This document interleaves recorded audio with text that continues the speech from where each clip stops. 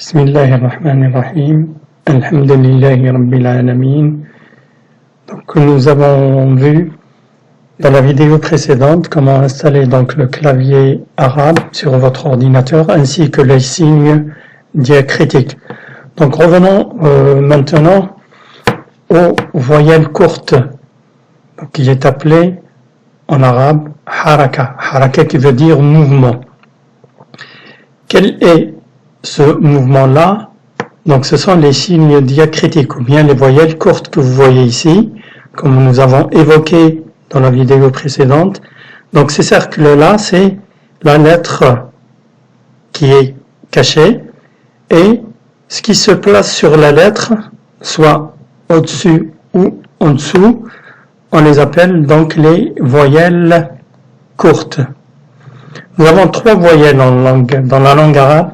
Nous avons ici la fatha, al-fatha, qui se met ou qui se place sur la lettre, al-kasra en dessous de la lettre et dhamma sur ou bien au-dessus de la lettre.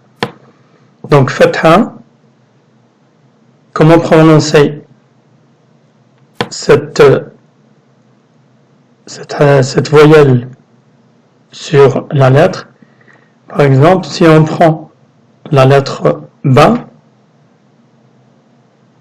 al-ba'u, donc si on met ce signe-là, donc la fatha, on lit ba. Et si on met la kasra sous la lettre, par exemple ba, on lit bi. Le son, c'est i. Et ad-dhamma, sur la lettre, par exemple ba, ça se lit bou. Et on a le son ou. Donc la haraka, donc elle donne un son à la lettre. Par exemple la fatha, on a dit ba, la kasra c'est bi, et la dhamma c'est bou. On y reviendra, Inch'Allah, pour beaucoup plus de détails, Inch'Allah. On passe aux voyelles longues que vous voyez dans ce tableau-là. Donc, nous avons le alif, la lettre alif, et le ya, et le waw. Donc, ces trois voyelles-là sont appelées les voyelles longues.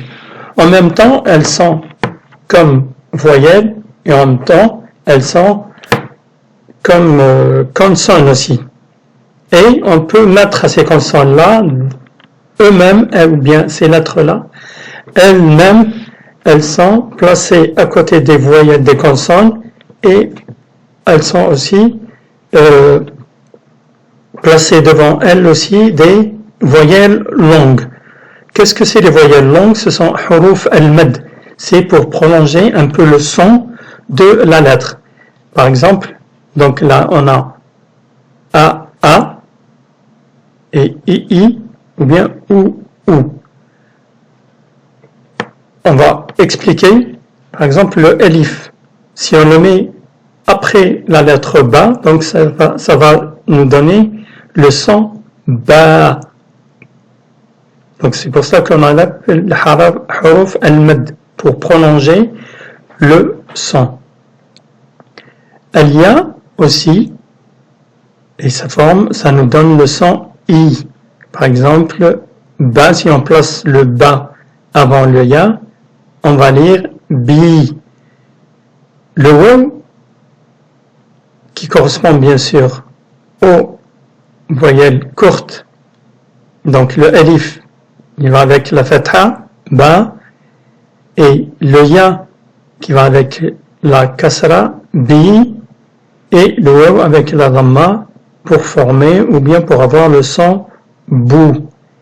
Donc, et la durée de ce mouvement-là, al-haraka, est à peu près, elle va, donc on peut dire qu'elle va, à peu près, on a une seconde. Les voyelles courtes, donc c'est à peu près la moitié d'une seconde, et la voyelle donc longue, elle a l'équivalence d'une seconde ou un peu plus. Et on y reviendra, Inch'Allah, dès qu'on aura abordé la première lettre qui est le ba. Donc revenons sur le tableau ici.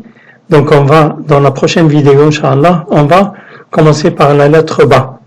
Et pourquoi vous vous demandez pourquoi on ne commence pas par la lettre Alif?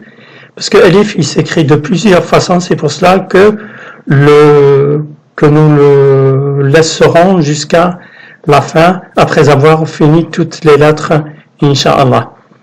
Après, nous avons un tanwin. Donc tanwin, nous y reviendrons après, Inch'Allah, ainsi que les signes supplémentaires.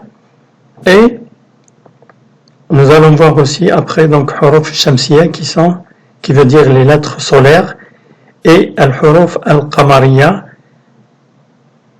qui veut dire les lettres lunaires.